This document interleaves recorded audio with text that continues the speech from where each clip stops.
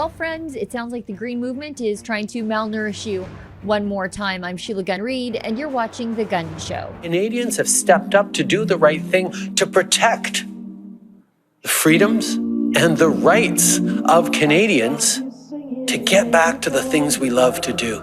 It's just so tough to watch. There's no reason for that. They were literally running the horses through the crowd. I understand it's like a tactic that they use to try and split up the crowd. Trudeau, you're messing with the wrong people. The 10% is after you if you think it's only 10%. This is something I've certainly never seen before.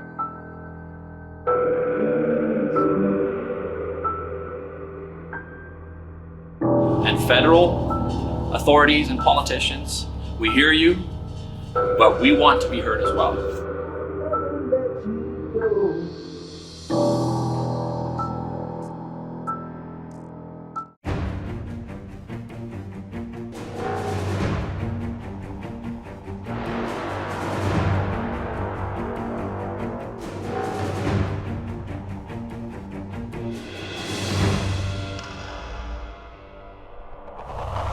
Why does your mayor want to tell you how many calories you can consume in a day and where those calories should come from? An initiative called C40 Cities involves mayors in big cities all across the world that have signed on to a climate scheme to, quote, confront the climate crisis and create a future where everyone can thrive. And this initiative touches on every aspect of a city's residents' life, from nutrition to transportation to house size. The tentacles of the Green Movement are fully entangled in municipal governments, and it shows. Calgary recently signed on to an $87 billion climate plan. Ottawa's climate plan is more than $60 billion, and that's Ottawa, the city, not Ottawa as an avatar for all of the Canadian government. No one campaigned on these plans municipally, but voters, well, they've got to pay for them. And outside of the cities, the government is the sharp end of the spear in the green war on modern agriculture.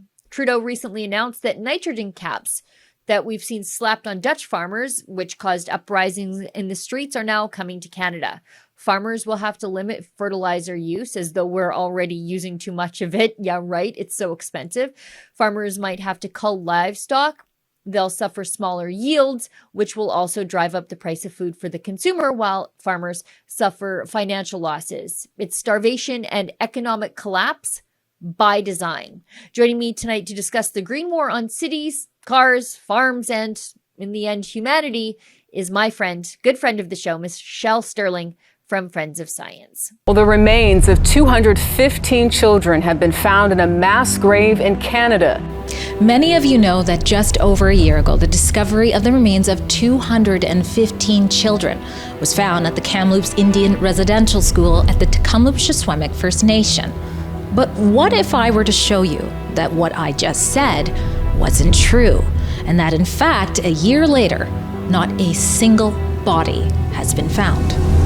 This mass grave is a painful reminder of the genocide. Canada's leaders aren't condemning the burning of churches. No, they're endorsing the burning of churches. A juvenile rib bone that surfaced in the same area.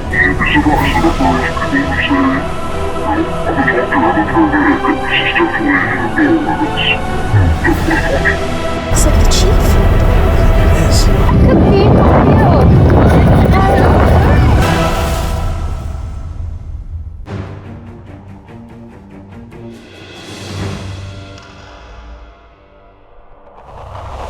So joining me now from her climate cabin in the woods is my friend, Michelle Stirling from Friends of Science. And I wanted to have Michelle on because on her incredible YouTube page, the Friends of Science YouTube page, they break down these complex ideas in a way that normal people can understand and provide arguments you can take off into the world when you encounter climate alarmists. And right now, the city of Calgary has an enormous climate change plan. I think it's $87 billion is the total cost in the end. And I don't remember that being an election issue for the residents of Calgary.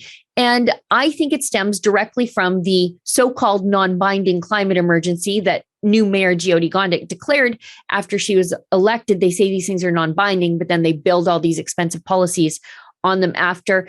Michelle, thanks so much for coming on the show. I really needed an expert to help us with this sort of stuff. We'll talk about this. We'll talk about the war on farming. Before we came on air, you had a really great assessment of why these things sort of build out of municipal politics and why activists focus on municipal politics. Well, the municipal level politician is very accessible, first of all. So there, your ward councillor or alderperson is right in your neighborhood, right? You maybe knew them before they even got elected. So, it's quite accessible to bump into them on the street, to go to their office. It's not a long, complicated sort of lobbying process like it is at the provincial or federal level. And you don't have to be registered. And you can be a 16-year-old like Sadie Vipon, Dr. Vipon's daughter. You can go and make a presentation to City Hall and they'll listen to you. They won't listen to Friends of Science Society made of, a group made of professional engineers and professional geoscientists and scientists of other disciplines. But, your daughter can get in there. And part of it is that there's like these climate hubs that have been put together all across the world in various cities. And of course, there's the Calgary Climate Hub.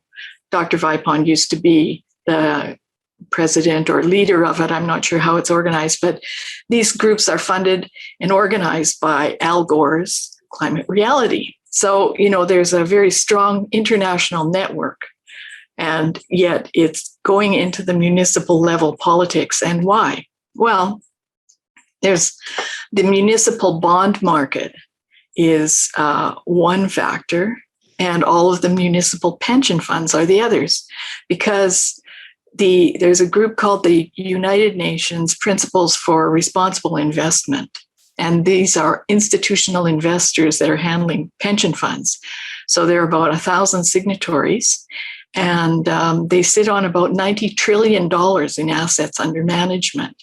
And the UNPRI is pushing ESG and, environment, social governance goals for everyone, every level of government, every corporation, and even every person.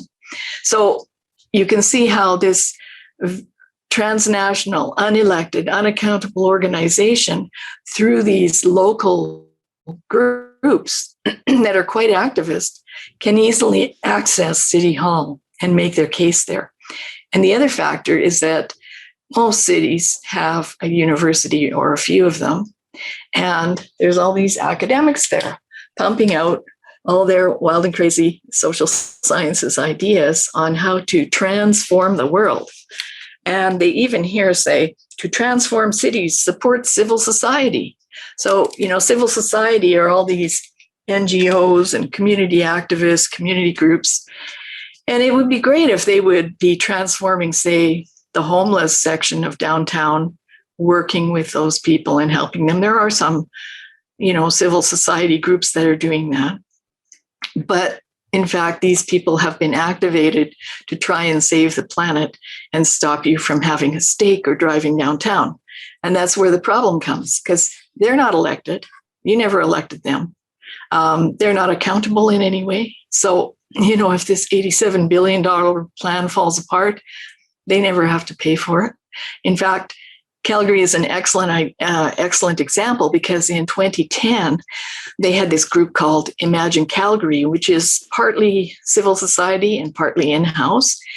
And they put out a report called Sustainability 2020. Sustainable Calgary 2020. And they predicted that there would be economic prosperity for everyone by 2020. So this plan was done in 2010. And in 2020, the downtown of Calgary is completely gutted of industry. The tar sands campaign has destroyed most of the big oil and gas and the small oil and gas companies in Alberta and the oil sands reputation worldwide. And the mayor and council seem to be off on this green streak willing to put wind turbines up and solar panels everywhere when no one ever voted for that. No one ever voted for the climate emergency. In the presentation that I did, you'll find that the person who wrote the presentation said, if this was so important, why wasn't it an election issue? The climate emergency was declared immediately after the election. So obviously people had been working on it for some time in the background. So that seems to be a breach of public trust in my view. But back to you.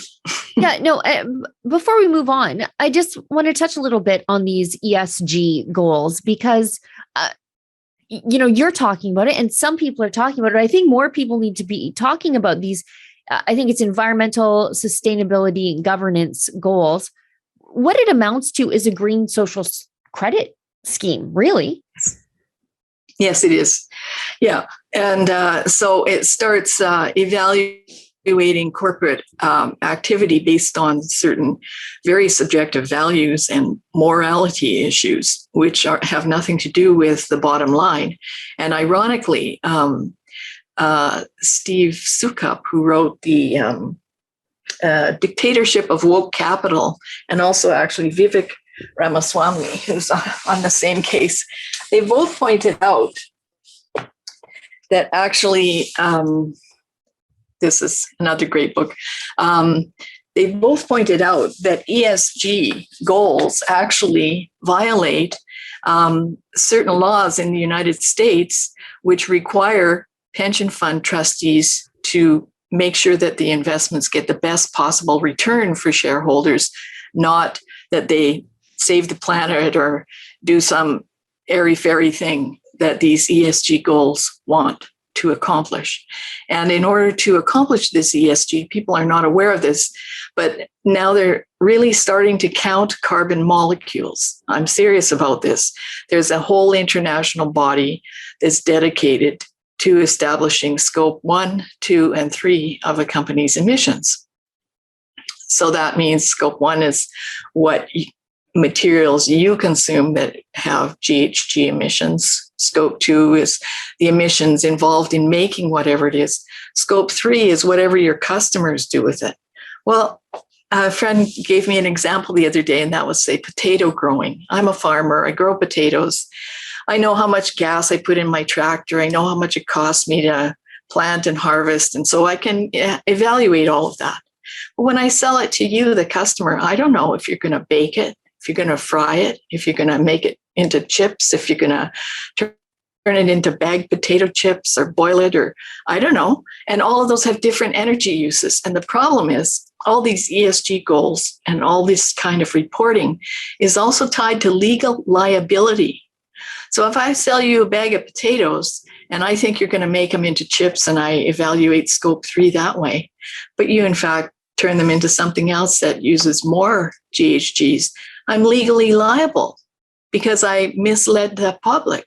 So you see how this could be, a windfall for environmental lawyers, for one, but, a nightmare for any company or individual, especially small farmers. But these are the mandates that are being forced upon people. And for what? To count carbon molecules when carbon dioxide is not the main driver of climate change. It's a consequence of climate change. It's only nominally a driver. And this all sort of leads into the next thing I want to talk about, and that's this C40s cities nonsense. I saw it on Twitter. I thought this cannot even be real, but it is. And it's this group of cities and mayors, again, who have committed to these climate change goals. And it's a global network of mayors taking urgent action, I'm reading from their website, to confront the climate crisis and create a future where everyone can thrive. And one of those cities, along with Shanghai, ironically, is Toronto. Delhi's in there too. Ho Chi Minh City's in there. Mexico City. Wuhan.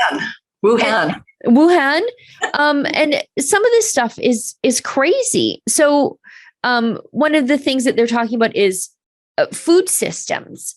And they have said that the average allotment, it's funny because you've been talking about people having, a carbon budget according to, the climate change control freaks in our lives, that people should have a climate budget. Well, now your caloric budget is tied to your climate budget, where in these documents, they say that people are supposed to consume about 2,500 calories a day. Right now, the mayors have said that too much of that is from the things you need, like dairy and eggs and meat.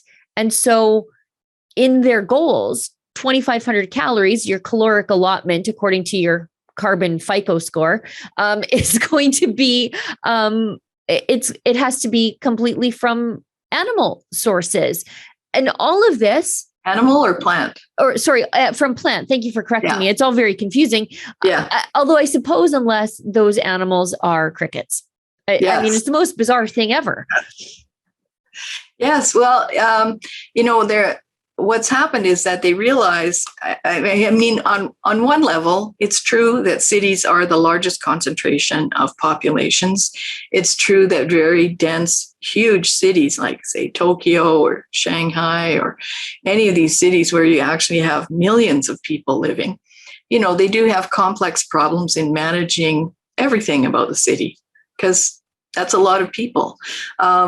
So it's not entirely ridiculous to be concerned about the environmental impact or climate impact of a city.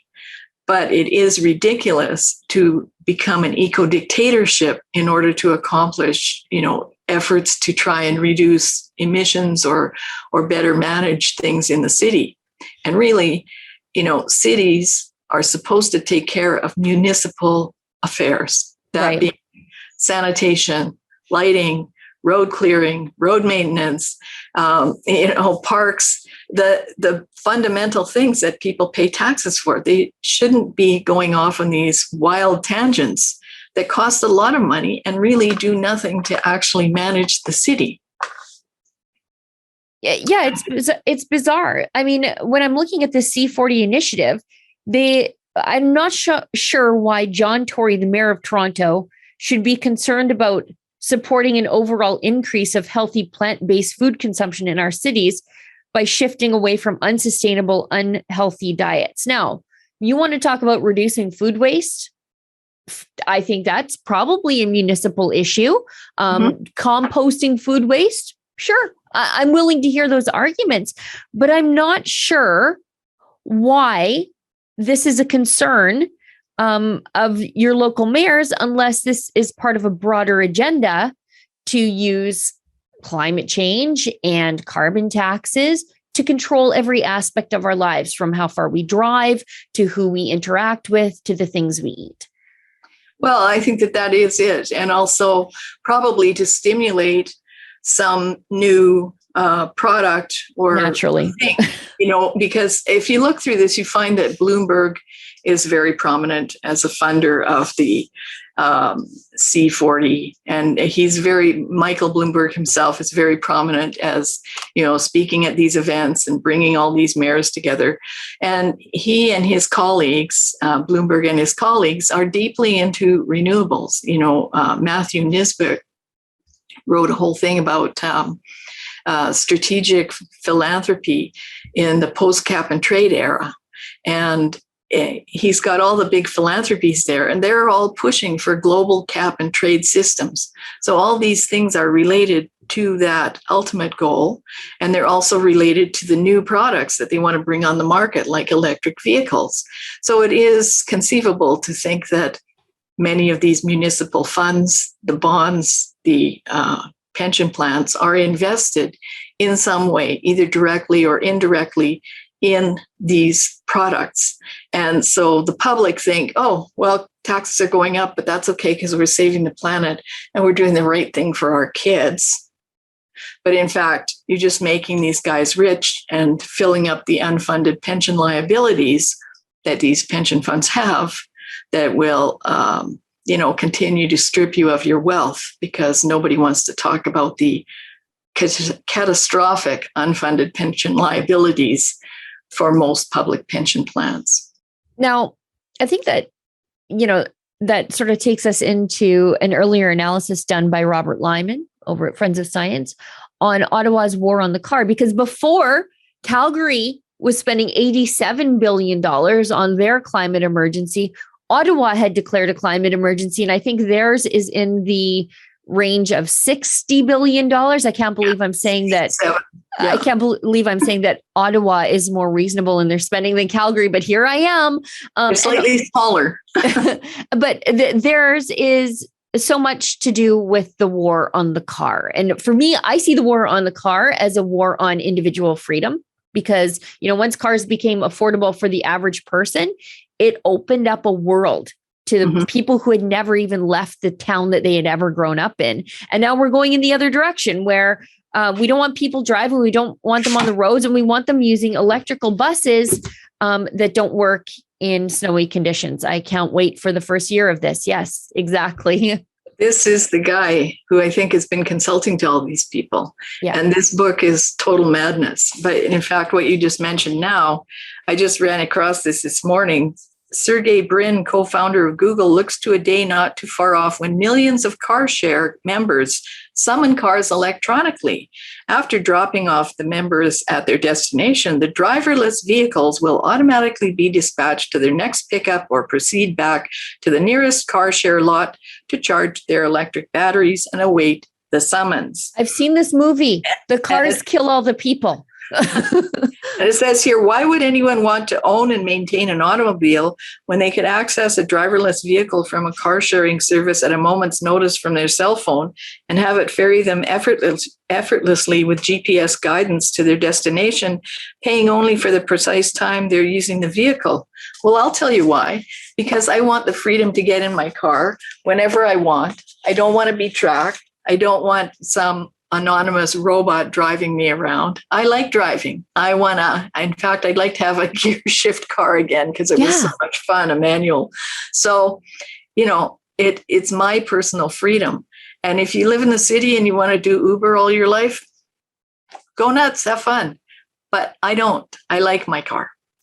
Yeah. But this guy, he's consulted to Angela Merkel. He's very proud of that. And the situation that Germany's in right now? It's almost on its knees. It's on the verge of collapse. Yeah. They're closing, probably going to have to close the Ludwigshafen factory of BASF, the world's largest manufacturer of chemicals and products that we use every day, 20,000 of them. And because they just don't have enough natural gas, so they can't make the products, and they don't have enough power to run the factory. So this is 39,000 people will be out of work, and it's thanks to climate astrology rather than practical common sense. And this guy. Well, I was reading the other day that in Germany, because of sanctions on Russian gas, which easily could have been addressed if Canada would export liquefied natural gas, but that they are facing basically rolling brownouts, that they are putting restrictions on the amount of hot water that you can use to deal with the natural gas shortage. And that's all been because of their pursuit of green energy. They've got plenty of coal that they could excavate and burn to create electricity that people could use, but they've decided to move away from coal, become reliant on other forms of energy, including Russian gas. And now they've gotten themselves in this big fat mess. And this just goes to just how bad the green energy movement is for people and how energy security is world security. That's right. And one thing I must point out to you, that even if we had LNG terminals in Canada, we could not ship LNG to Germany because they have never built an LNG receiving terminal, if you can believe it. They've relied entirely on the pipelines from Russia, and they didn't build those terminals because the Green faction saw the building of them as meaning that it would just be further embedding fossil fuels in the future of Germany. And so now they're really, really stuck. And those people already are suffering. I mean, marine pools. Yeah. In 2018, like we've got a little clip on our YouTube channel, he told us that people were spending Christmas by a single candle because their power had been cut off. Yeah. And you see many farmers there who initially jumped on the bandwagon for wind and solar because it provided extra income. Well, then the subsidies were cut, and some of them are losing their farms. Some of them are committing suicide because they've been tricked into this renewable energy. We're going to be industrial energy farmers, but it doesn't work out because, in fact, Germany is still running on coal. It's still running on nuclear, and it's running on imported nuclear from France and gas from Russia. But the wind and solar that it has is very unpredictable, and they can't operate it without the fossil fuel and nuclear backup. So it's really a dead end game.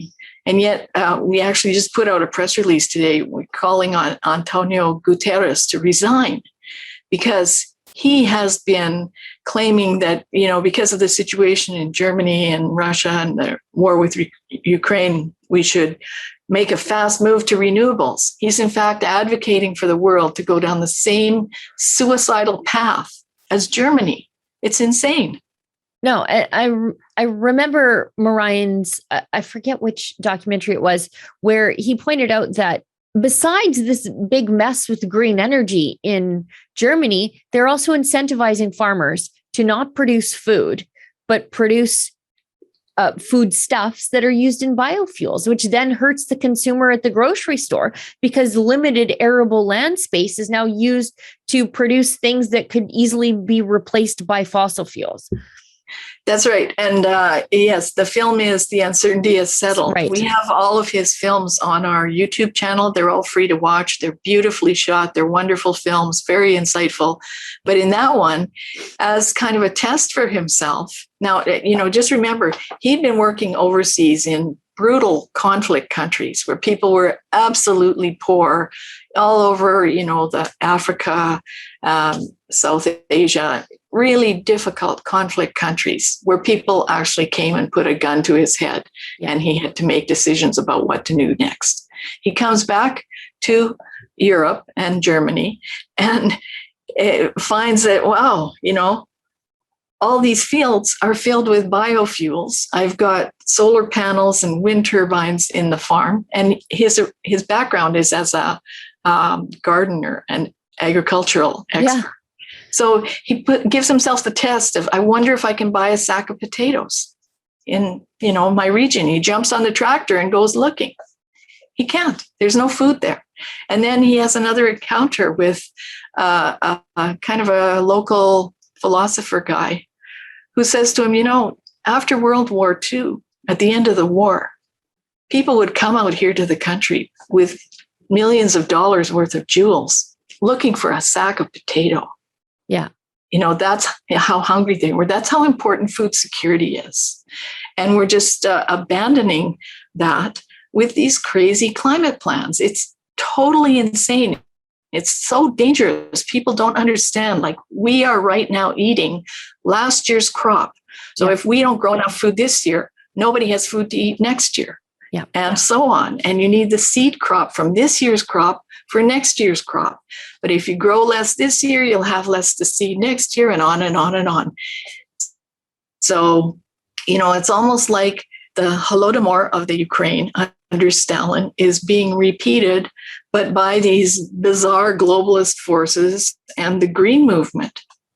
It will result in depopulation. It will result in millions of people dying.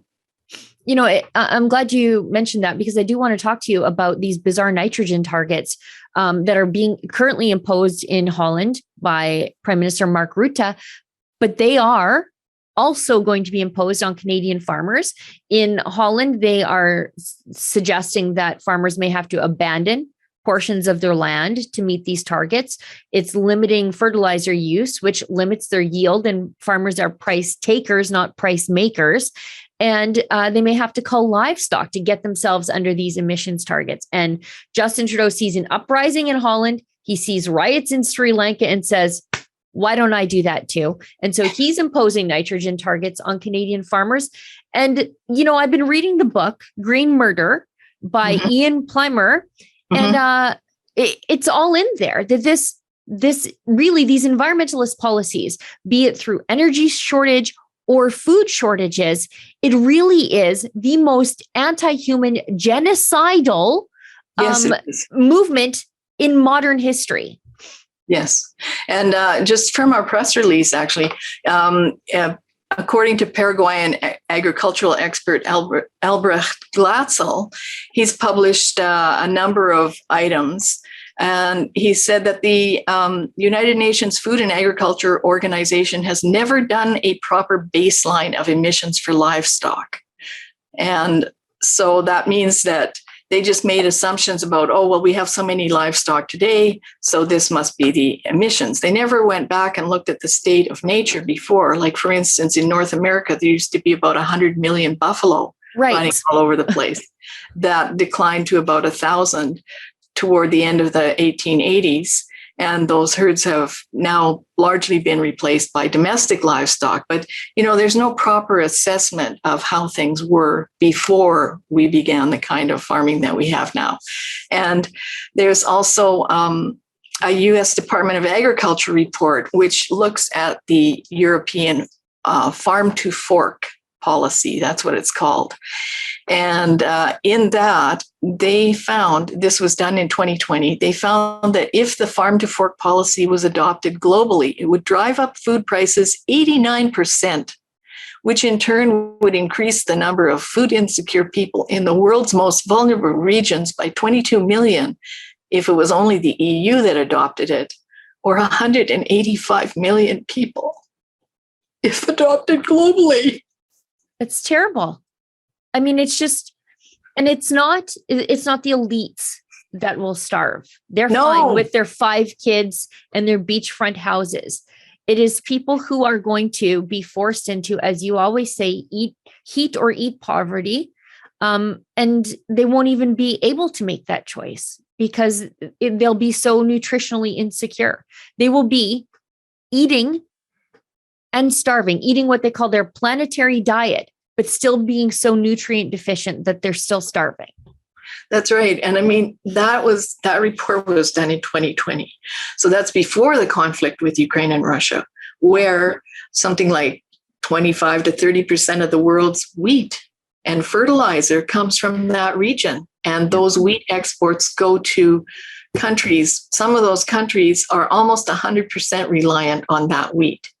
And the thing is, just like with energy, there's no extra wheat in the system. There's nobody who's got like wow, now we can get rid of all this surplus wheat. It's like, at this point, people are going, we're not going to sell any more wheat to anybody. We'll just keep it because we see what's coming. So India is not exporting any more wheat. They've put a ban on it. So, this is a very, very serious situation. And Canada is one of the world's breadbaskets. And farmers, as you know, are mostly they're farm families. They work very hard night and day.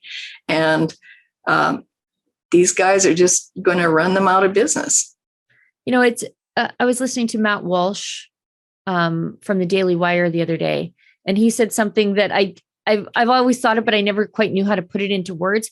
It is people who are so far disconnected from the land, making decisions for me about how I am to use the land that I have stewarded for generations.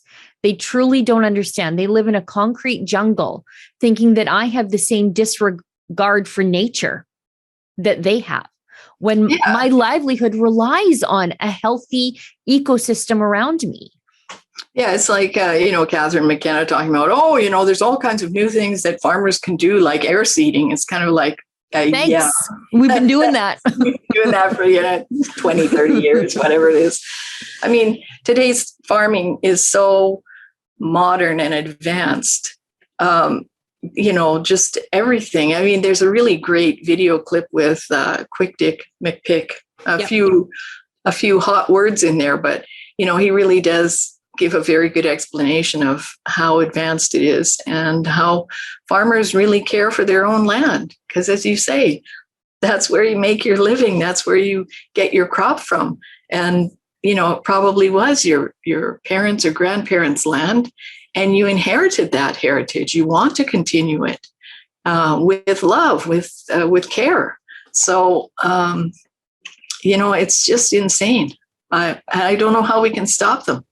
That's the big problem. Because, you know, these policies are coming from bodies that are unelected, unaccountable, transnational, groups like the World Economic Forum and, you know, the Club of Rome with their alleged planetary emergency, you know, and they're all advocating for wind and solar. And what happens often is, you know, they put the farmers in a corner, make them economically unstable. And then they come along and say, how about if we put a wind farm on your land? How about some solar panels? Well, you know, if you got to survive, you'll probably say yes. So, you know, it's very interesting to me that the Prairie Climate Center out of Winnipeg, which is funded by insurance companies that have investments in renewables, is pushing renewables on farmers. And they're also using the most catastrophic scenario called RCP 8.5, as if it's the business as usual scenario, when it's not. So, you know, they're actually government funded, they're funded by insurers, and they're misleading the public, and they're leading farmers down the garden path to the economic hell that's happening in Germany. Yeah. And that will lead all of us into a food crisis, even here in Canada. Like, don't think that this is just going to happen overseas to some poor countries. It will happen there, but it's coming here fast. Well, when you think about food shortages and then already coupled with sky-high food inflation, you know, if there's food to buy at the grocery store, good luck if you can afford it.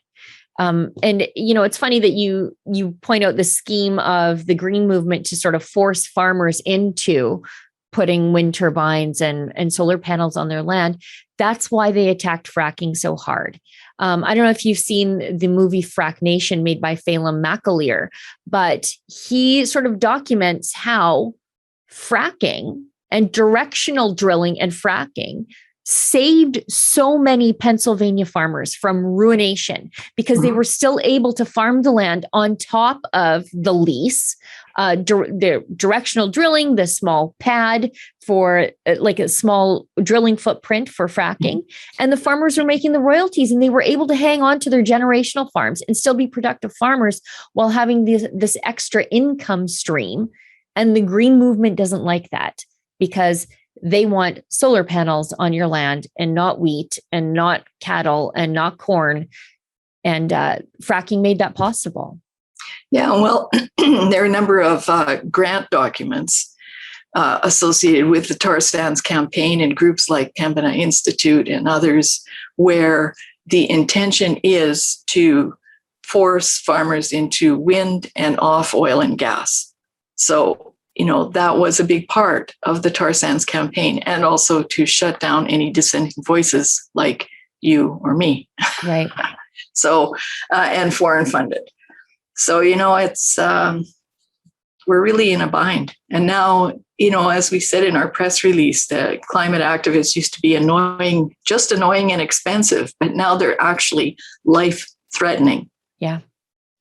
And for our politicians, you know, with the Liberals in power, they really stand to lose nothing by attacking farmers because farmers don't vote for them. And you know, they're rich elites. They'll be fine at the grocery store, but the rest of us, we won't be. That's right. Yeah. Yeah. So it's, we're in a very compromised situation. Yeah. Very dangerous. And it'll be the least amongst us who feel the pain first and the hardest. Michelle, how do people support the work that you're doing over at Friends of Science? Because you've been ringing the alarm bells about heat or eat poverty for years. The rest of us are just catching up to you because now it's come to agriculture. They're attacking the farmers now. But long before this, you know, people were being put in this compromised position through to just the sheer prices of energy due to injecting unreliable green energy into the grid. So how do people support the work that you do? Because as I said off the top of the show, you're taking these big, huge ideas, breaking them down so that people understand what this means in your family and in your neighborhood? Well, thanks for that. And yes, in 2015, when the Notley government pushed for the 30% renewables in Alberta, we told people that the power prices would triple. And sure enough, the average pool price today is triple what it was in 2015. And that's from coal phase out. It's from the spike in natural gas, and that we use more natural gas. And we have to import coal power from Saskatchewan, Montana, and hydro from BC and pay for that.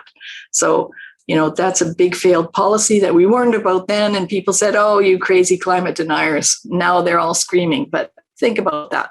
So you can help us out by becoming a member. You can give us a donation. We're in our 20th year of operation. So if you'd like to give us $20, that would be great. If you can give us more, great. And if you can't, why not just share our stuff? And you can find us at friendsofscience.org. You can find us on YouTube, on Twitter, on LinkedIn, on Instagram. I'm forgetting something. Anyway, we're on most social media, mainstream social media. So, and we love to hear from you. We also, we don't mind if you have a different point of view. We're not trying to make you think like us. We're trying to offer you ideas and insights to help you, to help you address these issues with your friends, families, and your elected officials. Because a lot of people don't know the power grid, for instance, is very complicated. So it sounds great when people say, oh, we're going to put free wind and solar on the grid.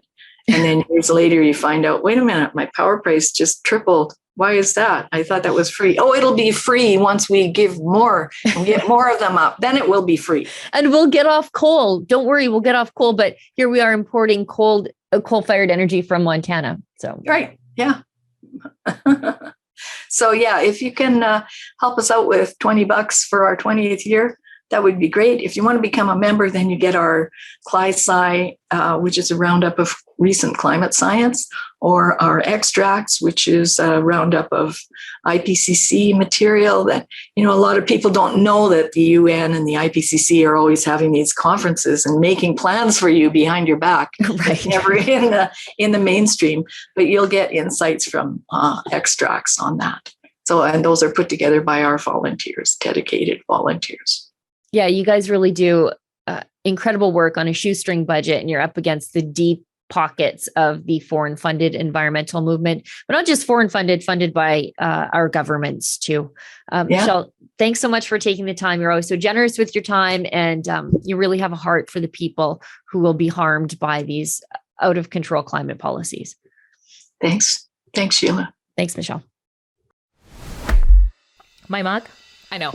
It's pretty cool. So is this hoodie I got on, and you could have it on too if you check out our special website at rebelnewsstore.com. That's where you can see Freedom Focus hoodies that we have for you, beanies, cell phone cases, you name it, all while supporting our journalism, where we fight to bring you the other side of the story, as opposed to, being forced by the Trudeau government to fund leftist media out of your taxes. The truth is, without you and your generosity, there is no Rebel News. So again, if you like the reports that we bring you and that we also fight for freedoms in Canada, please consider doing some shopping, picking up some swag at rebelnewsstore.com. We appreciate your support.